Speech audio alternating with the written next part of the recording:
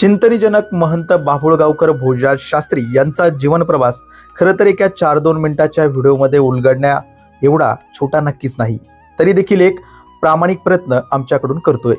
महंत बाभुळगावकर भोजराज शास्त्री बाबा यांचा जन्म सन 1952 मध्ये मुक्काम पोस्ट मांजरगाव, तालुका बदनापूर, जिल्हा जालना येथे सौ भागुबाई व श्री रंगनाथ पांडुरंग डाके यांच्या पोटी एका वारकरी कुटुंबामध्ये झाला।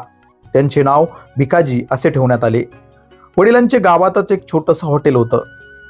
आईबद्दल बाबांना खरं तर काहीच आठवत नाही। याचं कारण म्हणजे जन्मानंतर काही महिन्यातच त्यांच्या आईचं निधन झालं। आईच्या प्रेमाला मुकलेल्या व वडिलांच्या व्यसनाधीनतेमुळे सैरभर झालेलं बाबांचं जीवन यशोदामाई म्हणून सावरलं ते त्यांच्या हत्यांनी। आपली आई आणि वडील कोण आहेत हे बाबाला माहिती नव्हतं। बाबा त्यालाच आपली जन्मदात्री समजून आई म्हणून हाक मारत। बाबांचं बालपण हे जालना जिल्ह्यातील डोंगरगाव येथे आत्याच्या घरी गेलं। बालपण हे गुरंढोरं सांभाळण्यात, डोंगरदऱ्यामध्ये फिरण्यात, तर एका सर्वसामान्य ग्रामीण भागातील मुलांचं जसं जीवन असतं त्याचप्रमाणे गेलं।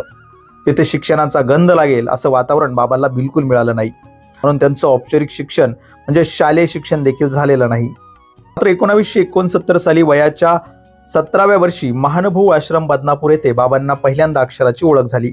1974 साली फैजपूर, जिल्हा जळगाव येथील श्री चक्रधर संस्कृत महाविद्यालयात बाबांनी संस्कृत अध्ययनासाठी प्रवेश घेतला। तर 1978 साली नागपूर विद्यापीठाची शास्त्री परीक्षा त्यांनी उत्तीर्ण केली। वारकरी पार्श्वभूमी असलेल्या कुटुंबात बाबांचा जन्म झाल्यामुळे साहजिकच वारकरी आणि महानुभव या दोन्ही संप्रदायाचा प्रभाव त्यांच्यावर राहिला। अनेक प्रागतिक विचार, काळाबरोबर बदल स्वीकारण्याची वृत्ती बाबा जपताना दिसतात।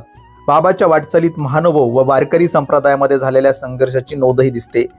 माझं माहेर हे वारकरी व सासर महानुभव आहे, तर माहेर व सासरच्या संघर्षात सापडलेल्या मुलीसारखी माझी अवस्था झाली आहे असं बाबा नेहमी सांगतात।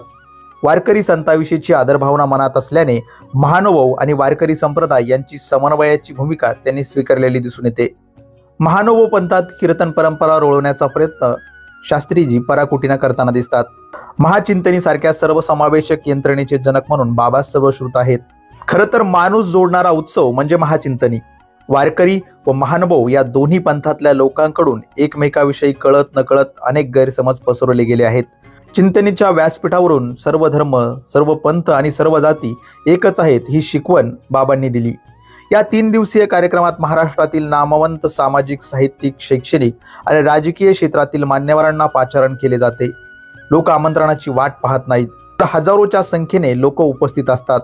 दरवर्षी जानेवारीमध्ये होणाऱ्या चिंतनीच्या कार्यक्रमाची लोकांनाच गोडी लागलेली आहे। महाराष्ट्रातच नव्हे तर राज्याबाहेर देखील चिंतनी आयोजित केली जाते। बाबांना अनेक राज्यस्तरीय पुरस्कार देखील प्राप्त झालेले आहेत। त्यात त्यांच्या झांझर या कादंबरीसाठी हरिनारायण आपटे हा महाराष्ट्र शासनाचा पुरस्कार देखील त्यांना प्राप्त आहे। राज्य शासनाच्या वतीने संत साहित्यासाठी तसेच मानवतावादी कार्यासाठी दिला जाणारा ज्ञानोबा तुकोबा पुरस्कार हा 2023 सांस्कृतिक विभाग म्हणजे महाराष्ट्र शासनाच्या वतीने त्यांना देण्यात आला। महंत बाभुळकर भोजराज शास्त्री यांच्या साहित्य संपदाबद्दल बोलायचे झाल्यास सुमारे 40हून अधिक पुस्तके ही त्यांची प्रकाशित आहेत, तर काही प्रकाशनाच्या मार्गावर आहेत। झांझर या कादंबरीला महाराष्ट्र शासनाचा हरिनारायण आपटे हा वाङ्मय पुरस्कार प्राप्त झाला आहे। तर निश्चल डोंगरगाव, प्रेमळ माणसं हा गद्यपाठ बाबासाहेब आंबेडकर मराठवाडा विद्यापीठाच्या अभ्यासक्रमात समाविष्ट आहे। गारगस्त हे बाबांचे आत्मचरित्र अतिशय नितळ, पारदर्शी पण तितकेच परखड व खडतर प्रवास उलगडणारे लिखाण आहे। एक महंत कसा घडतो हे आत्मकथेतून कळतं। कुठलाही बडेजाव न करता अनेक गुपिते बाबांनी आपल्या आत्मचरित्रामधून उलगडली आहेत। बाबाच्या या एकूण सर्व जीवन प्रवासाला व कार्याला आमचा दंडवत प्रणाम।